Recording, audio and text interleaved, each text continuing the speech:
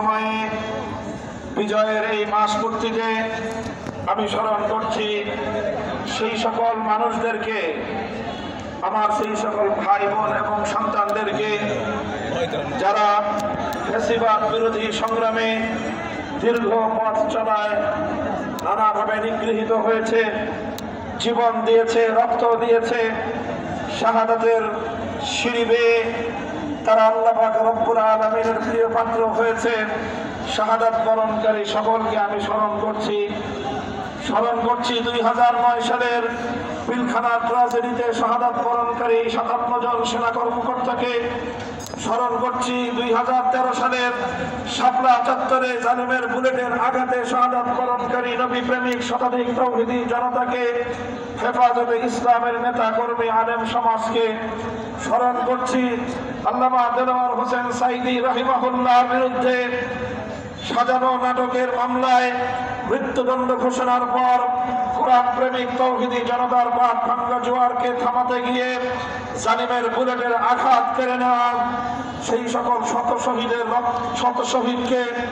স্মরণ করছি 2014 থেকে 2016 সাল পর্যন্ত একতরফা নির্বাচনের নাটক মঞ্চস্থ করতে গিয়ে স্বৈরাচারী ফাঁসিবাদী সরকার বিরোধী মত এবং পথের যত মানুষকে হত্যা, গুম, খুন করেছে তাদেরকে। স্মরণ করছি 2021 সালে বাংলাদেশের স্বাধীনতার সুবর্ণ জয়ন্তী উদযাপনের সময়ে এদেশের মানুষের মতামতকে উপেক্ষা করে গুজরাটের কসাই খ্যাত নরেন্দ্র মোদীকে বাংলাদেশে এনে এদেশের মানুষের শান্তিপ্রিয় প্রতিবাদী মিছিলে হাটহাজারী থেকে ব্রাহ্মণবাড়িয়া পর্যন্ত গুলি করে হেফাজতে ইসলামের 25 জন নেতা কর্মীকে হত্যা করা হয়েছে তাদেরকে।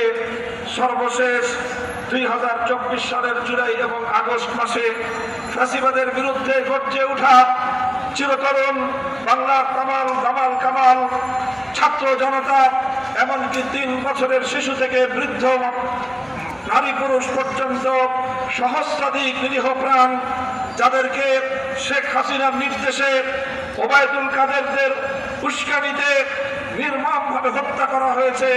বাংলাদেশের শহরে শহরে, নগরে আর বন্দরে যাদের রক্তের সিঁড়ি বেয়ে বাংলাদেশ ফ্যাসিবাদ থেকে মুক্তি লাভ করেছে, সেই সকল শহীদানদের শাহাদাতের কবুল হওয়ার জন্য আল্লাহর নিকট প্রার্থনা করছি, দোয়া করছি আল্লাহ যেন তাদের শাহাদাতকে কবুল করেন এবং তাদের শোক সন্তপ্ত পরিবারকে আল্লাহ ধৈর্য ধারণ করার তৌফিক দান করেন, উত্তম বিনিময় দান করেন। এই সময়ে আমি বিশেষভাবে স্মরণ করছি সিলেটের রাজপথের লড়াকু সৈনিক বিএনপি নেতা ইলিয়াস আলীকে, যার তিরোধান হওয়ার ঘটনা, যার নিরুদ্দেশ হওয়ার ঘটনা বাংলাদেশের ইতিহাসে এক নজিরবিহীন বর্বরতার স্বাক্ষর। ফ্যাসিস্ট শেখ হাসিনার জুলুম এবং নৈরাজ্যের প্রতিবাদে ভূমিকা পালন করায় ইলিয়াস আলীর মতো সাহসী রাজপথের লড়াকু সৈনিককে, বিরোধী একজন শীর্ষ নেতাকে যেভাবে গুম করা হয়েছে, এটা শুধুমাত্র মধ্যযুগীয় বর্বরতাকে স্মরণ করিয়ে দেয়। সংগ্রামী সাথী ও বন্ধুগণ, এই সকল গুম, খুন, হত্যা, নির্যাতন, নিপীড়নের এক দীর্ঘ ইতিহাস পাড়ি দিয়ে আজকের বাস্তবতা হলো 2024 সালের আগস্ট মাসের 5 তারিখ ঐতিহাসিক কোন অভ্যুত্থানের মধ্য দিয়ে বাংলাদেশের জনগণ স্বাধীনতা অর্জন করেছে, নতুন ভাবে তারা বাংলাদেশকে স্বাধীন করেছে।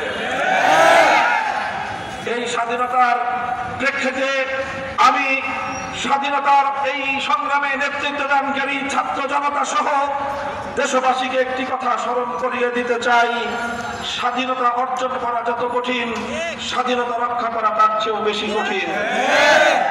আমি অত্যন্ত দুঃখের সাথে মর্মাহত হয়ে স্মরণ করছি 1971 সালের ঘটনা। 1971 সালে বাংলাদেশ রক্তক্ষয়ী এক মুক্তিযুদ্ধের মধ্য দিয়ে স্বাধীনতা অর্জন করেছিল। যেই স্বাধীনতার বুনিয়াদ ছিল এদেশের মানুষকে মুক্ত করে ছাড়বো ইনশাআল্লাহ। ইনশাআল্লাহর মাধ্যমে যে সংগ্রামের সূচনা হয়েছিল, যেখানে কোরআন সুন্নাহ বিরোধী কোন আইন তৈরি না করার অঙ্গীকার এবং কমিটমেন্ট ছিল, সেই স্বাধীনতার বুনিয়াদ। জালিমের বিরুদ্ধে মজলুমের লড়াই ছিল সেই স্বাধীনতার শিরোনাম।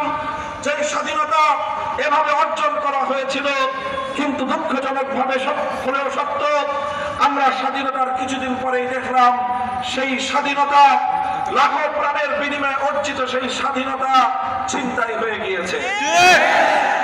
স্বাধীনতা যুদ্ধ হয়েছিল জালিমকে হটানোর জন্য, স্বাধীনতার সংগ্রাম হয়েছিল কোরআন সুন্নাহ বিরোধী আইন তৈরি না করার অঙ্গীকারের উপর ভিত্তি করে। অথচ স্বাধীনতার পরপর দেখলাম ৭১-এর চেতনাকে ভুলণ্ডিত করে ৭২-এর নতুন চেতনা তৈরি করা হয়েছে।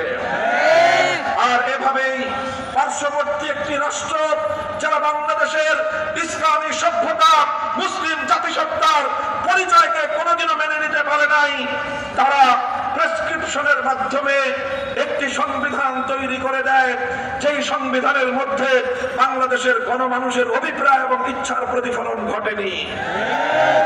আর এরপর বিগত 50 বছর ধরে ৭২-এর সংবিধানকে মুক্তিযুদ্ধের চেতনা বলে চালিয়ে দিয়ে এই দেশের ইসলাম বিরোধী শক্তি, এদেশের মুসলিম জাতিসত্তা বিরোধী শক্তি বারবার স্বাধীনতার সংগ্রামকে ব্ল্যাকমেইল করার চেষ্টা করেছে।